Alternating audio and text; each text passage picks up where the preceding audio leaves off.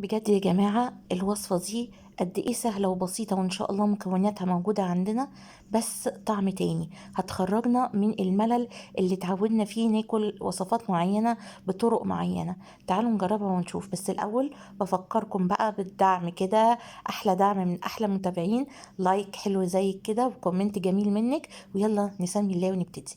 زي ما شفتوا كده جبت بصل أحمر، بصلتين صغيرين قطعتهم جوانح رفيع على قد ما تقدري، وانا حاسه ان الاحمر هيبقى احلى في الوصفه دي من البصل الابيض.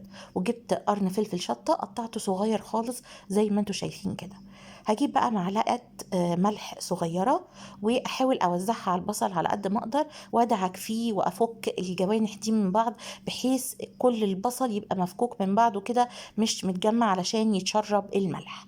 هسيبها بقى على جنب اغطيها، واسيبها لمدة 10 ل 15 دقيقة، بحيث اضمن ان البصل كله نزل ميته. ولو حسيتي ان منزلش ميته كفايه ممكن تزودي ملح كمان، بس حاجه بسيطه يعني. حطيت بصلايه خضراء متقطعه صغير خالص، وجبت البيض بتاعي بعد ما اتسلق وبدات ابشره بالحته الصغيره زي ما انتوا شايفين كده، سواء البياض سواء الصفار كله مع بعضه. انا عايزه اقول لكم انا ببلع ريقي دلوقتي، لان بجد طعمها كان ملوش حل. وبدأت برضو أجيب بيض وأبشره في الحتة الواسعة، حسب بقى يعني نص كده والنص كده، وطبعا عدد البيض حسب كمية البصل وحسب عدد أفراد الأسرة.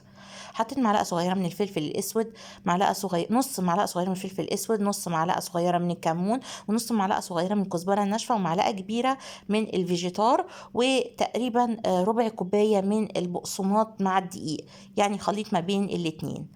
طبعا هنا الطبق كان صغير فحطيتهم في طبق كبير. مية البصل بقى هتخلي الكلام ده كله يلزق في بعضه.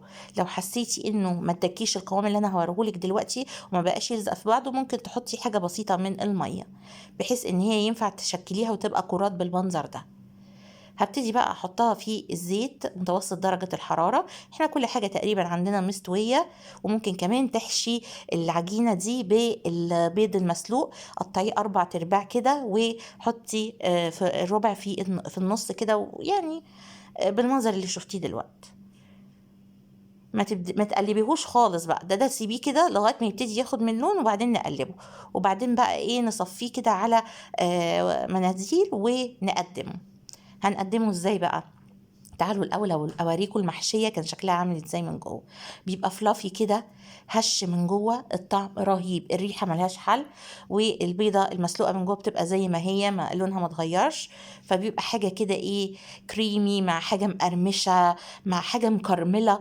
الطعم رهيب، جربوها ومش هتندموا. الف هنا وشفا عليكم، ما تنسوش اللايك والشير، ومع السلامه.